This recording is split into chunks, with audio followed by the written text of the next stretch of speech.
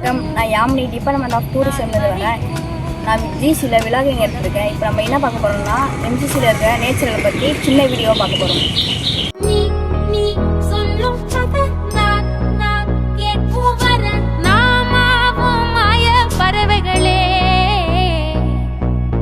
தென்கிழக்கு தேன் சிட்டு செம்பருத்தி பூ முட்டு செல்லம் கொஞ்சுதே தாலாட்ட